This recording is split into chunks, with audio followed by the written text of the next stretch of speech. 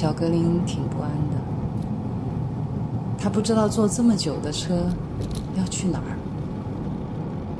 但是他闻到了阳光和青草的味道，这味道在梦里出现。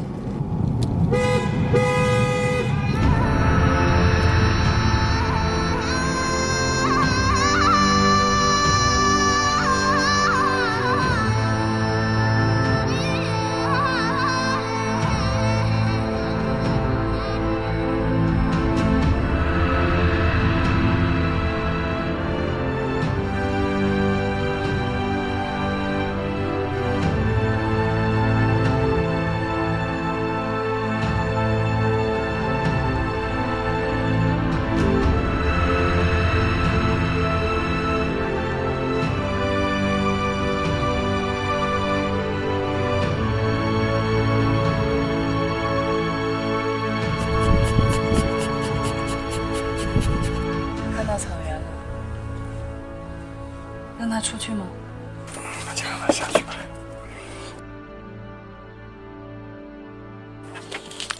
嗷！哎，疼，宝宝，你踩到我。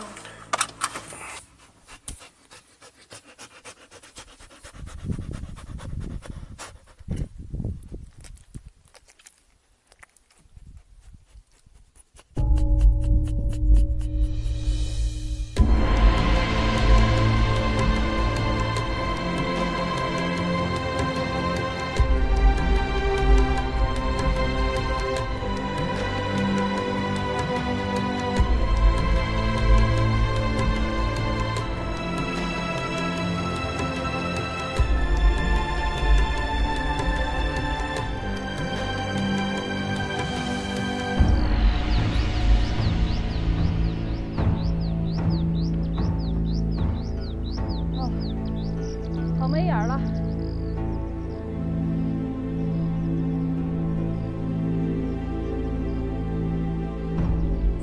他这样就走了，头也不回。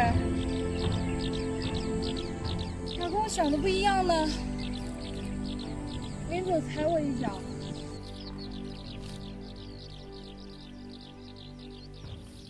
不可能这样就放生了吧？这么大的地方，这下自由了。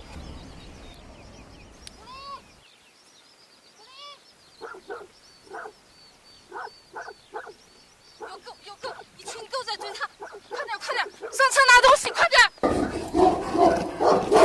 格林，他又跑了，格林。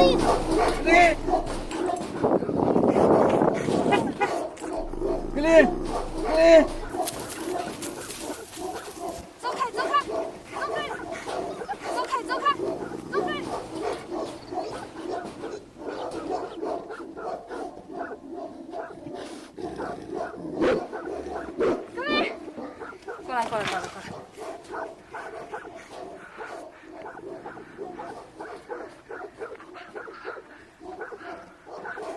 上哪儿去找你？好家伙，还以为你不要我了呢。快点，又来了！快点，格林过来！对，是冲过来的。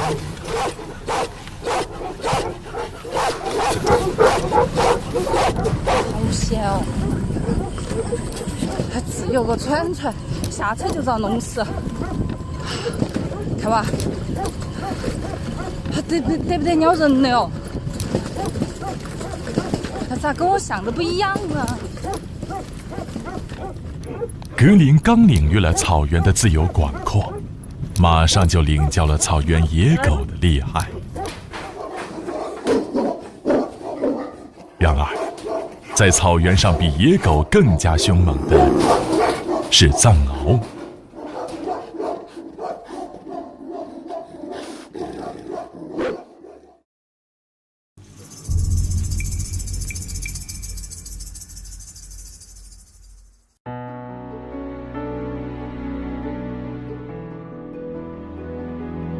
相传，獒和狼是天上的一对战神。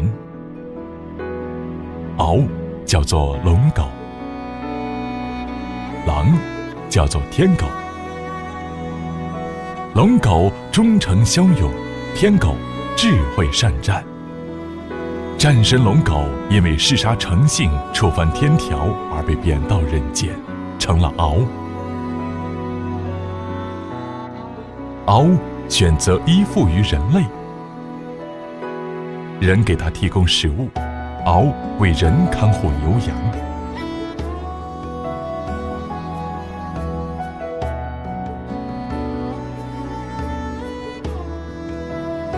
战神天狗因为贪婪成性，妄图吞噬日月，也触犯天条，被贬到人间，成了狼。狼选择了自由，他浪迹荒野，猎食为生。人类的牛羊也是狼的食物，于是这对天上的兄弟在凡间却成了宿敌。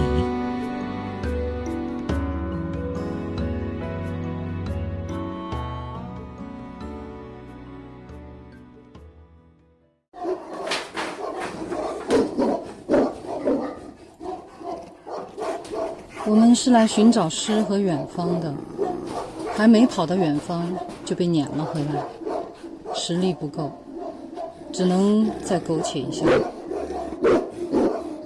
这是我的朋友老林的敖场，是我们在草原的第一个暂住地。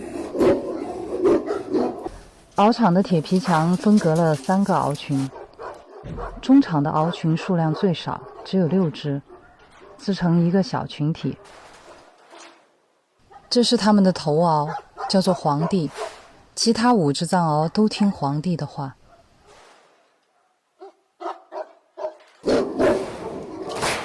狼和藏獒是不共戴天的仇敌，而几个月大的格林必须面对30多只凶猛的藏獒。虽然在主人的命令下，藏獒们勉强接受了这只小狼，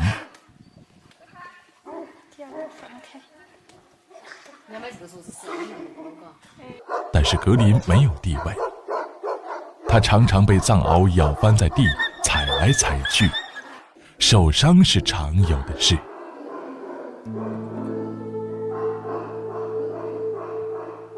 每天的蹂躏结束，格林总是精疲力尽，几天时间就瘦了一大圈，很揪心。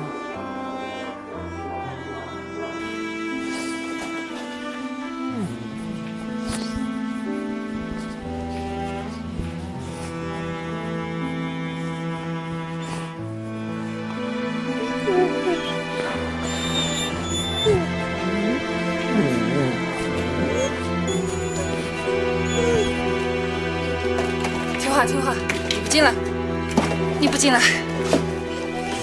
你不进来，我出来陪你好了。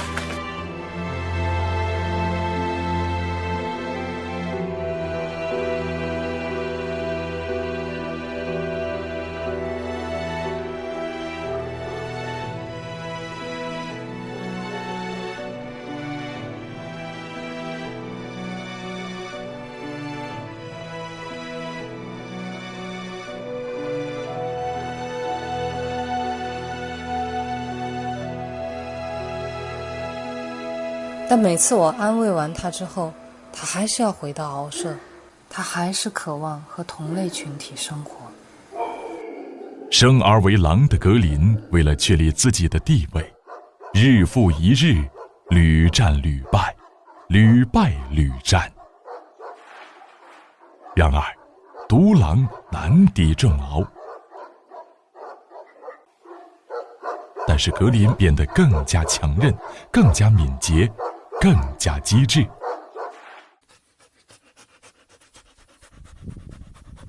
狼的力量在于团队，在于智慧。当格林没有狼的团队可以加入的时候，他唯一能凭借的就是智慧。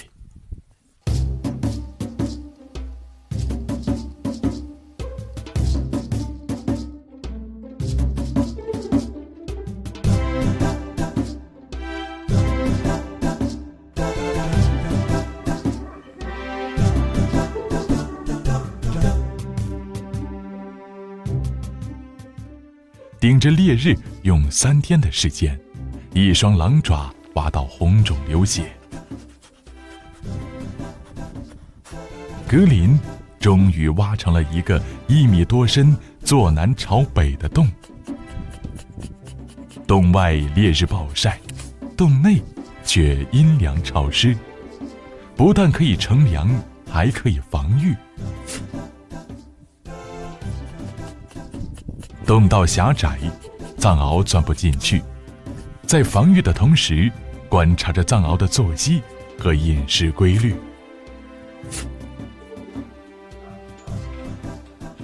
在这高原上，空气稀薄，日晒强烈。白天太阳直射的时候，气温可以达到40度，而藏獒黑色的皮毛吸热，烈日炙烤对他们来说如同炼狱。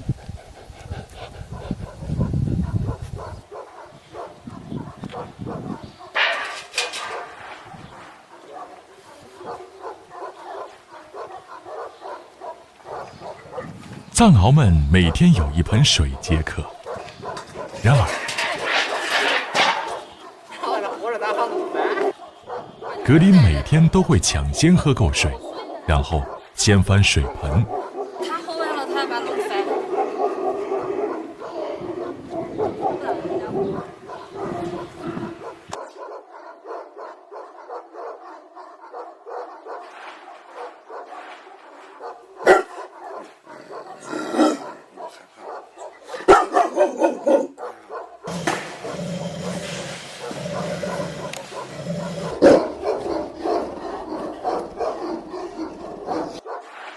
藏獒追它，它就躲进洞里。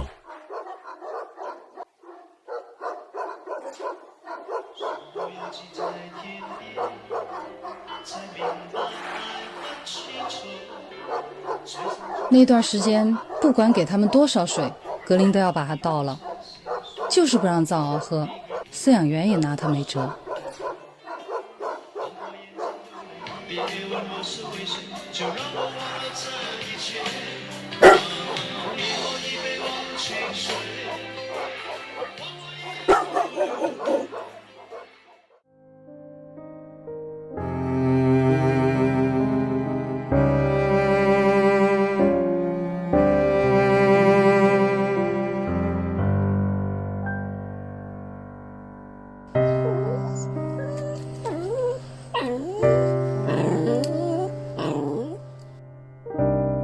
等到藏獒干渴疲惫时，报仇的时机到了。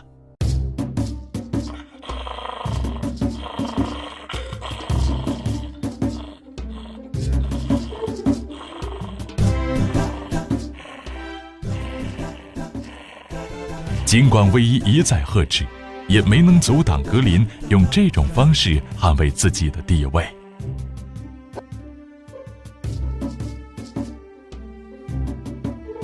4、5天之后，藏獒连反抗的精力都没有了。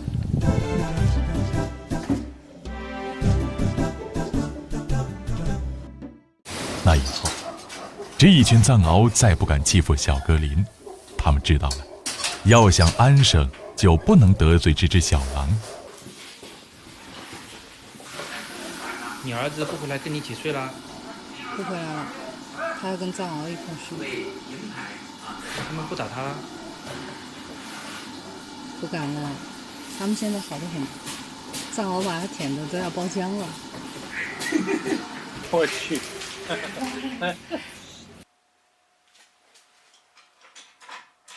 尽管是末等，格林终于在藏獒群中有了一席之地。人们总是好奇狼和藏獒这对宿敌谁能咬死谁，没想到久而久之，格林和这群藏獒们竟然成了好兄弟。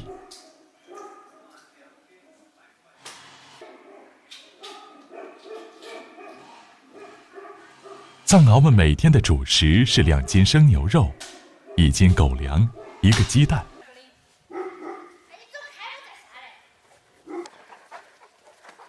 藏獒进食听命于人，但狼却不遵从狗的规矩。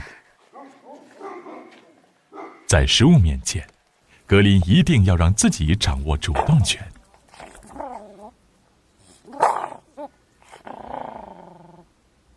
渐渐的，格林不满足于总是吃狗粮，他仗着身形瘦小，钻进各个敖笼抢肉。有一次，他吃得太胀，肚子被卡住了，竟然先把肉反出到笼外，钻出笼子后再把肉吞回去。每天定额的肉只能作为低保。尽管他抢了很多藏獒的肉吃，但这点肉对狼来说还是不够的。他开始自力更生，打起了活食的主意。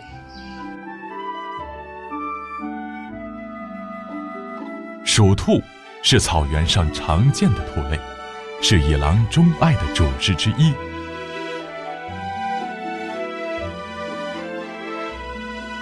由于狼和狐狸等天敌的减少，鼠兔和野鼠渐渐泛滥，对草场危害极大。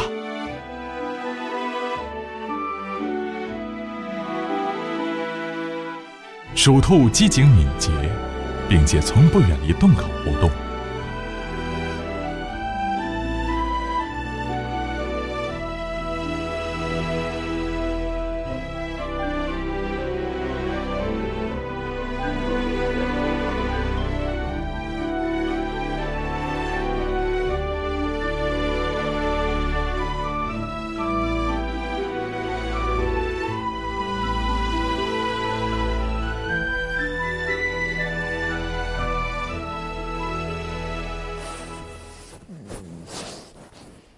有时候看见格林在草场上扑来抓去，却一无所获，挺心疼的。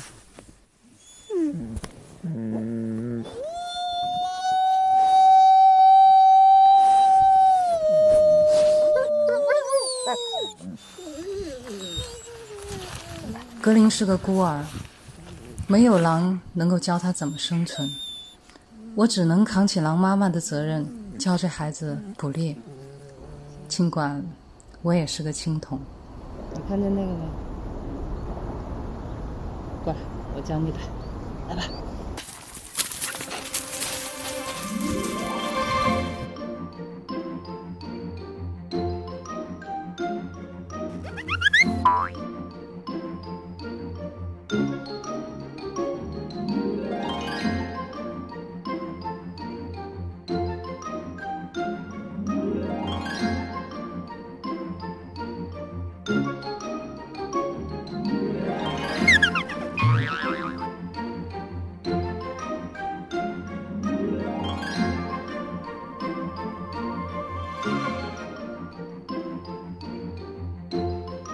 唯一作为狼妈骄子狩猎，不能借助任何人类的工具捕捉，必须想出狼的办法去教格林。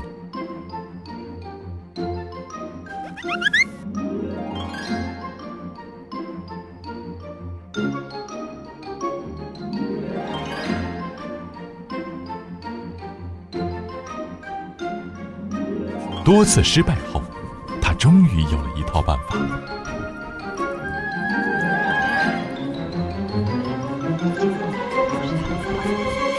堵住，把这几个洞堵住，好，只留一个出口，就在这儿洞口，带它。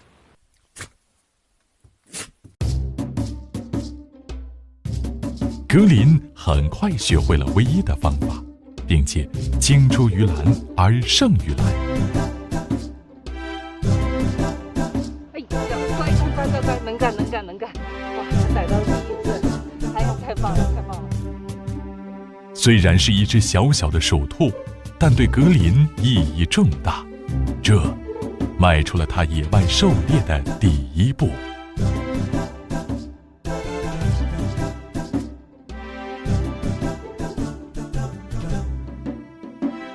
自从抓到第一只鼠兔，格林上瘾了，每天至少抓回几十只。吃饱喝足，他腆着肚子在獒场晒太阳，把藏獒羡慕的口水滴了他一身。格林，太讨厌了，倒霉孩子！我跟你说了多少次，不准在我门口晒老鼠干儿，烦死了！快拿走！格林成了捕鼠高手，很快老林獒场的鼠兔和野鼠就被格林抓完了。隔壁獒场听说后，都争相请格林前去灭鼠，但隔壁獒场的藏獒却容不下这只陌生的小狼。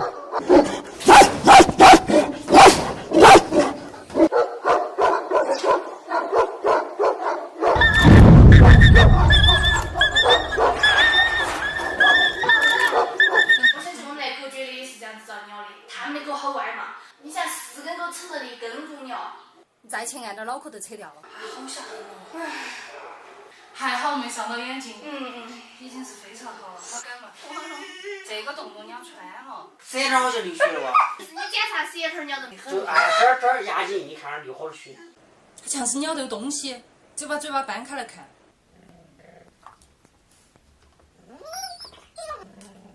听话，放开，放开，放开，放开。听话，听话，给我，给我，给我，不要放开，听话，听话，听话。格林太小了，他敌不过成年獒的围攻，眼看脑袋都快保不住了，但是在最后时刻，他就算死，也会咬下敌人一块肉来。这就是狼啊！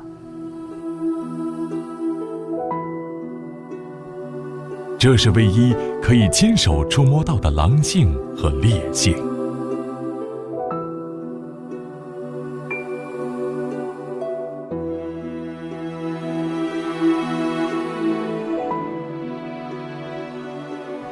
格林的脸颊被咬穿，狼牙折断，颈动脉险些撕裂，他张不开嘴，甚至难以进食。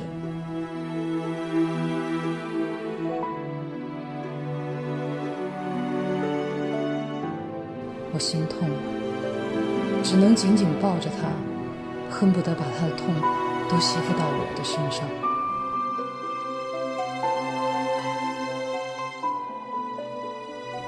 格林刚出生就被掏了窝，为了不被囚禁，我们踏上了寻求自由的征程。迫不得已，在獒群中栖身，我带着他东躲西藏，步步小心，却步步凶险。可是对于一匹想要回归荒野的狼而言，还要面临多少的未知？自食其力并承受危险，是追求自由的必然代价。可如果有一天，这代价是他的生命，我还舍得让他走这一步吗？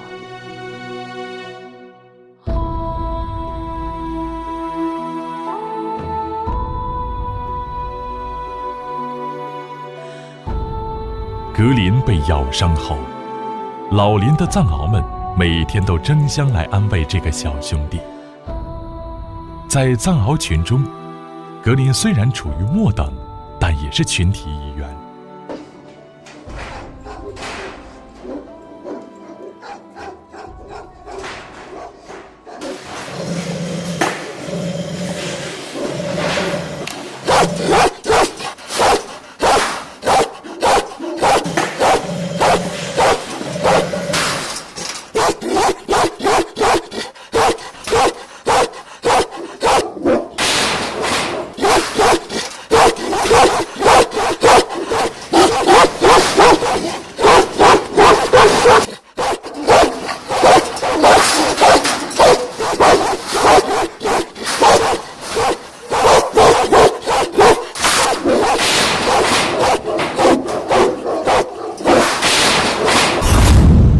群中的公獒们率先撞破铁皮墙，与咬伤格林的隔壁藏獒群混战起来。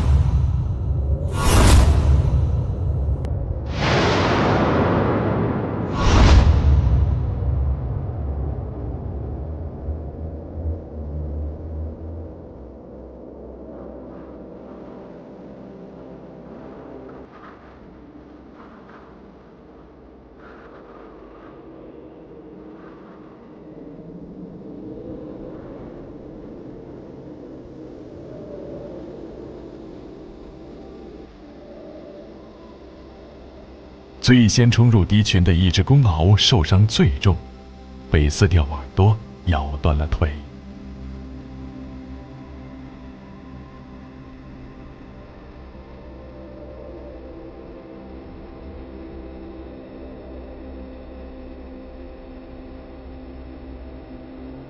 黑虎的头皮白天伤口化脓，晚上脓血结冰。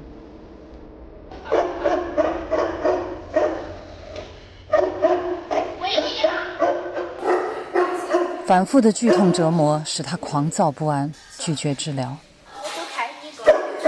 谁都无法接近他。在大家都束手无策的时候，格林默默地走到了黑虎身边。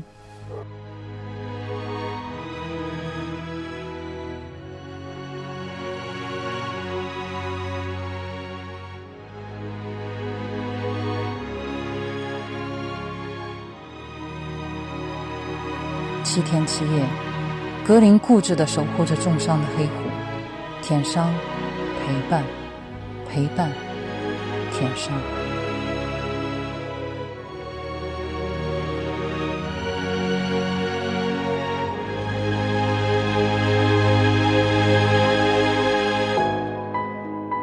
我当初带着退无可退的格林来到草原，不得已将狼放入獒群中。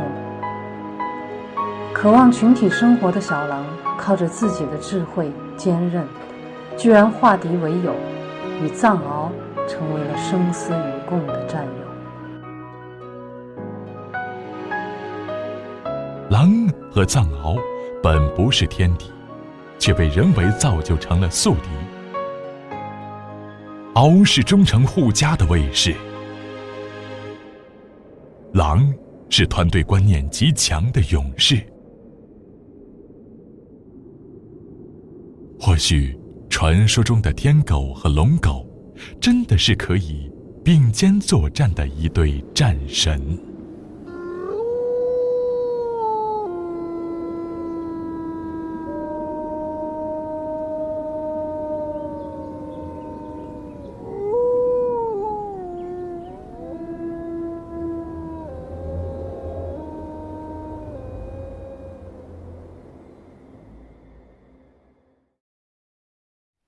对，人们都说狼和藏獒那是不共戴天的，而这个格林呢，进了这个群以后，他开始的时候也是非常害怕的。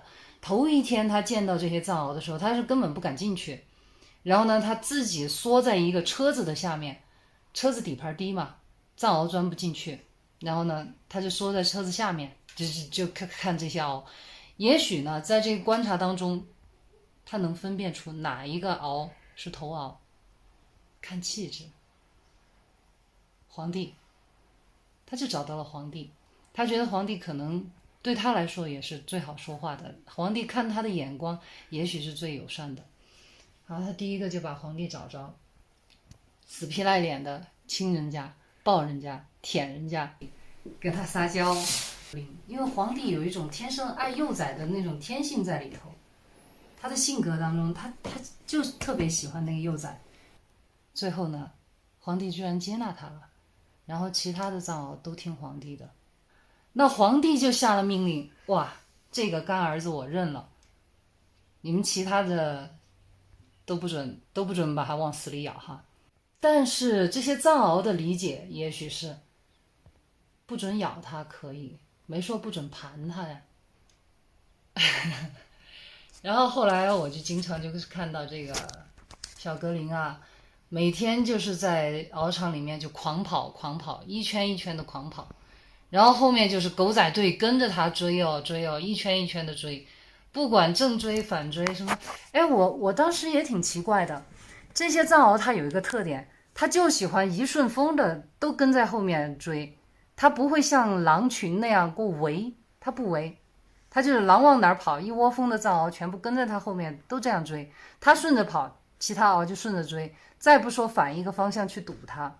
所以我当时在想，这些藏獒是不是有点四肢比较发达，头脑呢可能斗不过格林，当时只是这么一想，但是我没想到后面事态的发展。这个格林虽然小，但是他确实在智慧上面有他的过傲之处。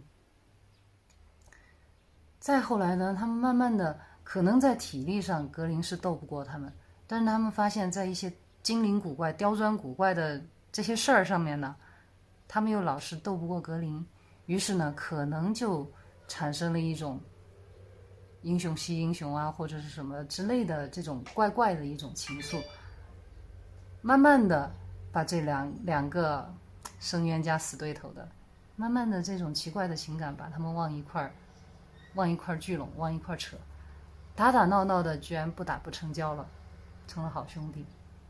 再到后来就是格林到隔壁敖厂去抓鼠兔的那一次，那一次也是非常的危险，可以说我是把格林从敖嘴里面给挖出来的。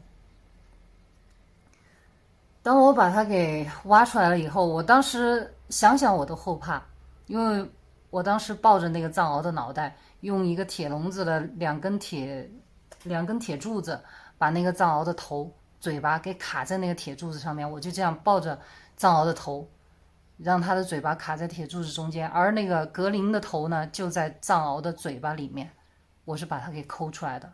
抠出来了之后，然后我刚刚一抠出来，那个藏獒转头就咬我的手臂，我能够感觉到它的那个鼻子尖，冰凉的鼻子就在我手臂上一擦。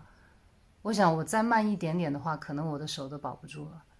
然后当我浑身哆嗦的把这个小狼给抱出来的时候，我当时都闻到一股臭味儿，就是他也可能吓得大小便失禁了吧，因为他毕竟还很小，他还是个孩子。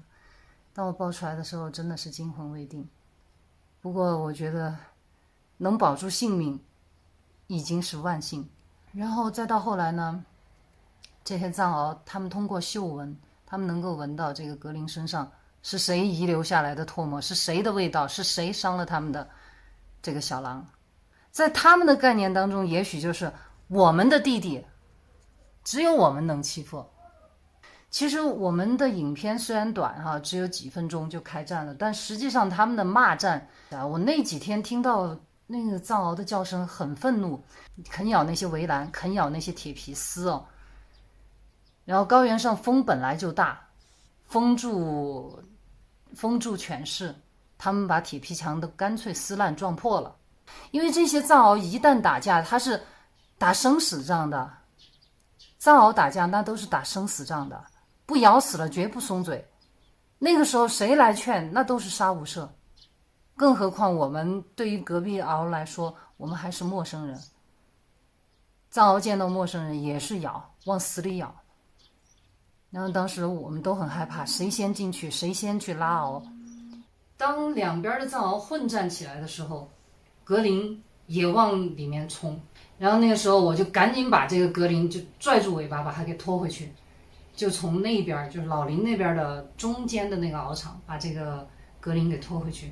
拖回去了之后，我拽着它就把它关到那个铁笼子里面，它就在铁笼子里面就开始叫狼嚎那样的叫，也有一点点那个狗的腔调，就是汪哗这样的腔调，但是一只小狗的气场跟这个整个獒场的藏獒的气场那是没法比的，使劲的用它的头去撞笼子。我们知道狼是铜头铁嘴豆腐腰马狗腿，它的头非常非常的硬，但是它用自己最硬的头去撞那个铁栏杆，使劲的这样撞，然后最后格林的额头中间是被撞破了一道竖着的一道伤疤，就在他的鼻梁上方额头中间撞了那么一个伤疤。从此以后那个伤疤的那个地方都不怎么长毛，有时候对着光线照过来的时候，你就能看到它这个地方有一道天眼，挺明显的一道伤疤。这是那场战争给他留下的一个印记吧。后来我们再重新回顾这一段格林在獒场当中所引起的这场最著名的战役当中狂獒血战的时候，当然在做片子的过程当中，我们会想到是可惜没有留下当时的影像。他们当时那个时候还没有像现在这么先进，随便拿起智能手机就能拍。当我拍下格林卫那个藏獒舔伤的时候，我当时是来不及去转换成视频模式啊或者什么的，我当时就直接就是手机不是，直接就是相机，摁着快门我就不放了。所以他是连拍的很多照片。我当时在拍的时候，我就在想，这种狼为藏獒舔伤的镜头，可能今后我们都不会再看见了。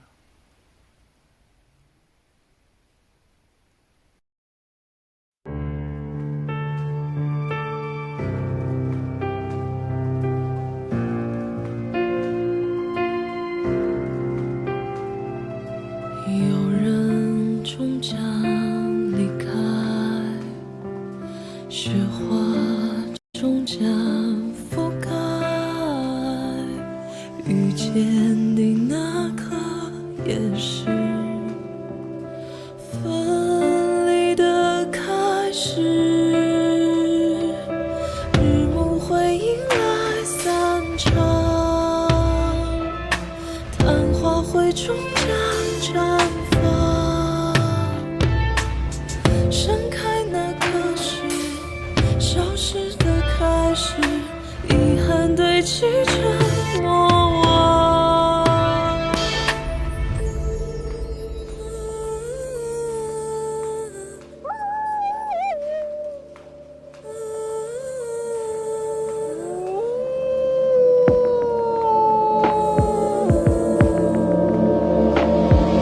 想念会有声音吗？呼喊换来再见吗？分离的那刻也是遇见的开始，日暮会迎来散场，昙花会终将绽放，消失那刻是重生的开始，重返最初的模样。